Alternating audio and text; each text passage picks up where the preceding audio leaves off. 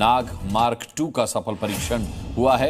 Zorawar light tank से इसका परीक्षण किया गया और सभी टारगेट अचीव किए गए। इस वक्त की एक और बड़ी खबर बता दें, डीआरडीओ ने एक और कीर्तिमान रचा है। एंटी टैंक गाइडेड मिसाइल का सफल परीक्षण किया गया। Congratulations India once again.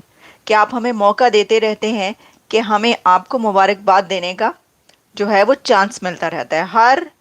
अगर एवरीडे नहीं तो हर दूसरे दिन कोई ना कोई ऐसी खबर आ रही होती है जिसके ऊपर भारत को मुबारकबाद दी जा रही होती है। पूरी दुनिया की तरफ से एक बार फिर इंडिया को मुबारकबाद दी जा रही है, इंडिया को कॉन्ग्रेचुलेट किया जा रहा है क्योंकि इंडिया की तरफ से एक सक्सेसफुल लॉन्च हुआ है। अगर तो आप कंपैरिजन की बात करने लगे हैं नहीं तो बिल्कुल ना कीजिएगा, बिल्कुल नहीं बनता। अच्छा, कंपैरिजन नहीं बनता। हाँ, यहाँ पे सीखना बनता है। ठीक है। हर दूसरे दिन हम सुनते हैं, दुनिया में खबर चलती है कि इंडिया जो है उसमें टेस्ट हो रहा है, ठीक है। और पाकिस्तान में प्रोटेस्ट हो रहा है। और दूसरी बात, हम क्यों सीखेंगे? हमें तो आदत है ब्लेम गेम की, ठीक है। हमारी ये सूरत हाल है, बड़े अफसोस के साथ हमने अगर कोई इन्वेंशन करनी है, कोई टेस्ट करना है तो किसी और के कंधों पे सवार होके करना है। जैसे हम चाइना के साथ मिलके मून पे भी जा पहुंचे हैं, शायद बहुत से लोगों को इस बात का आइडिया ना हो कि पाकिस्तान भी चांद पे पहुंच गया है, लेकिन चाइना के साथ मिलके ऐसे ही है। और हमने प्रोटेस्ट करनी हो तो हमारी गवर्नमेंट क्या देती है, अल्लाह जाने। अब वल्लाह बाखुदा मिसाइल है जिसको डीआरडीओ और भारत डायनामिक्स ने, ये बेसिकली जॉइंट प्रोडक्शन है उनकी, और ये इंडिया की टेक्नोलॉजिकल जो एडवांसमेंट है और जो मिसाइल डेवलपमेंट है उसके अंदर ये बड़ी तगड़ी चीज़ है। बट ये इसकी जो आप इसकी करैक्टरिस्टिक्स देखें या इसके जो डिफरेंट स्पेसिफिकेशंस देखें प्रोग्राम के, तो देन आपको पता चलेगा कि व्हाई दे डू इट। ठीक है जी। इसकी रेंज एशिया है, इसकी रेंज यूरोप है, इसकी रेंज अफ्रीका है।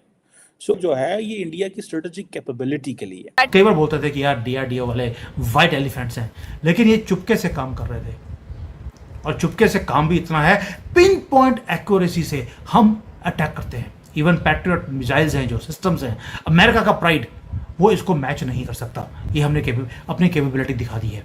अब भारत की राइज को कोई रोक नहीं सकता, क्योंकि अभी तो सिर्फ एक मिसाइल है जो हमने दिखाई है इंडिपेंडेंटली, वो चलेगी, कोई जीपीएस नहीं, कुछ नहीं।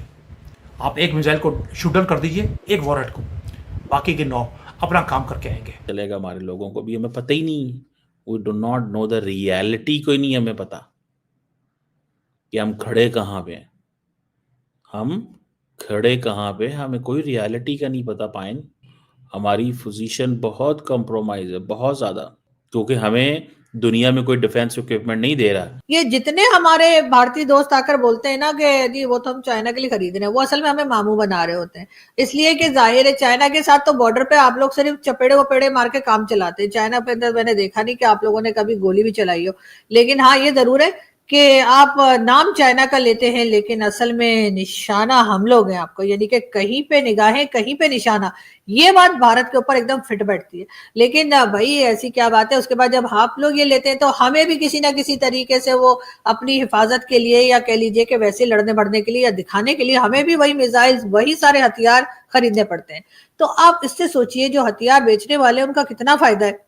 हमसे भी वो पैसा ले लेते हैं जो हमने इधर उधर से मांग तांग कर लाए होते हैं। हम उससे और भी 10 चीजें की जा सकती है, ड्रेसेस ही बनाई जा सकते हैं, देखे ना मेरी तरह। लेकिन कुछ नहीं, हम वो सारा पैसा लेके हथियार ले लेते हैं। और आप लोग जो कमाते हैं न जाने कहाँ कहाँ जाके, आपके आईटी एक्सपर्ट्स और कौन कौन जो है, कभी आर्टिफिशियल इंटेलिजेंस में मोदी जी पहुंच जाते हैं, कभी कहीं पहुंच जाते हैं।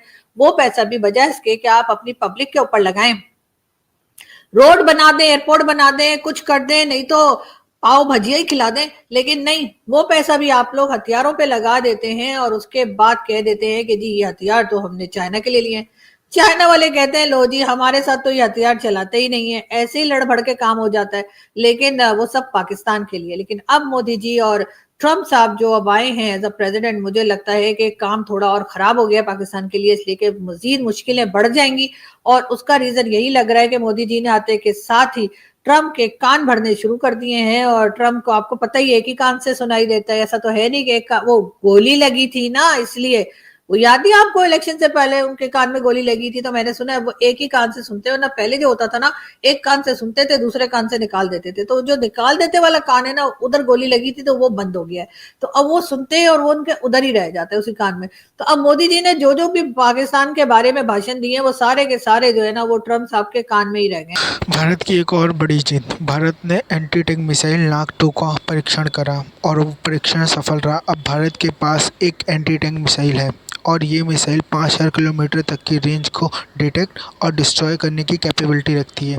इस मिसाइल की जो सबसे बेस्ट चीज़ है, वो किसी भी मिसाइल को आसमान में ही डिटेक्ट करेगी और वहीं पे फिनिश कर देगी। आर्मी चीफ ने भी इस प्रोजेक्ट को बहुत अच्छे से किया और मोदी साहब ने भी इसको कांग्रेचुलेशन किया। अब देखना है ये और कितना यूज़फुल साबित होगा इंडियन आर्मी के लिए। दोस्तों, कोई भी चीज़ हमने छोड़ी नहीं है। ये नहीं कि एक कर लिया, बाकी 4 चीज़ें हम किसी और कंट्री से ले रहे हैं। नो, पूरा पैकेज जो चाहिए आपको फाइट करने के लिए सारा बन रहा है।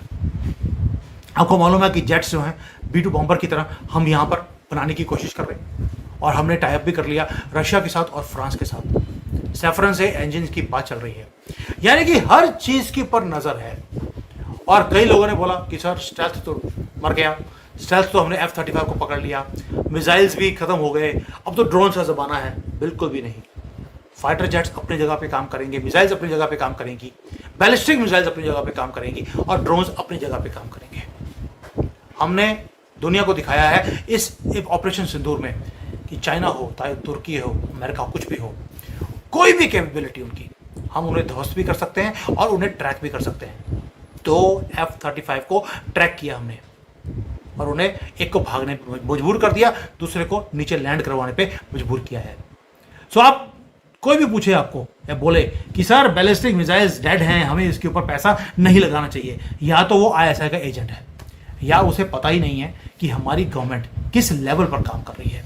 ये भारत की जो लैब्स हैं DRDO की, they are now turning into real game changers. हम भी चला देंगे, तुम एक चलाओगे हम 2 चलाएंगे। ये और बात है कि हमारे पास न्यूक्लियर वेपन जो है वो भारत से ज्यादा है। वो क्या है ना कि वो जैसे आप पकौड़े बनाने लगते हैं ना, आपके 4-5 पकौड़े बनाने का आपका इरादा होता है, वो कहते हैं चलो 4-5 पकौड़े बना लेते हैं, फिर चाय के साथ खाएंगे मजे से, लेकिन बेसन ज्यादा बना देते हैं आप, तो फिर आप कहते हैं चलो 4 पकौड़े और फ्राई कर देते हैं। तो वही मुझे लगता है कि हमारे मिसाइल्स के साथ भी वही हुआ है कि हम मिसाइल बनाने लगे थे और मसाला ज्यादा हो गया, तो हमने कहा चलो 2 मिसाइल और बना देते हैं। तो मैंने सुना है कि पाकिस्तान के पास Bharat So our decision making regarding nuclear and missile program is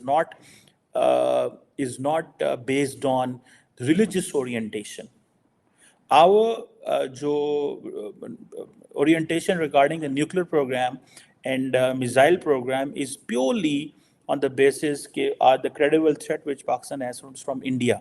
Other than that, हम उसमें किसी रेस में नहीं जाते, बिकॉज और हम जाना भी नहीं चाहते। उसकी वजह यह है कि अगर हम उसमें जाते हैं सो वी हैव चैलेंज, हमें एक चैलेंज है उसमें आएगा और we don't want to get into it, because अगर हम उसमें चले जाते हैं तो वो एक और दुनिया है, वो एक और चीज़ है इस हवाले से। लेकिन ये जो इंडिया ने अभी एलीट क्लब को ज्वाइन किया है, इट्स समथिंग वेरी सिग्निफिकेंट, बहुत ज़्यादा इसमें है और फ़ायदा उनको भी है, वो है भी है। और क्रूज़ मिसाइल रखना, बैलिस्टिक मिसाइल रखना, इलेक्शंस भी आ रहे हैं, prime minister Modi is all set. वो जैसे कहते हैं ना, वो अपनी इंडिया का बड़ा wide range of missile program है, पर्टिकुलरली जो इनका जो सरफेस टू एयर आप देख लें, जो त्रिशूल है, ठीक है जी, आकाश है, बरक 8 है, सरफेस टू सरफेस मिसाइल में अग्नि 1, अग्नि 2, अग्नि 1 की जो लेंथ है वो 700 से 1200 है, 1250।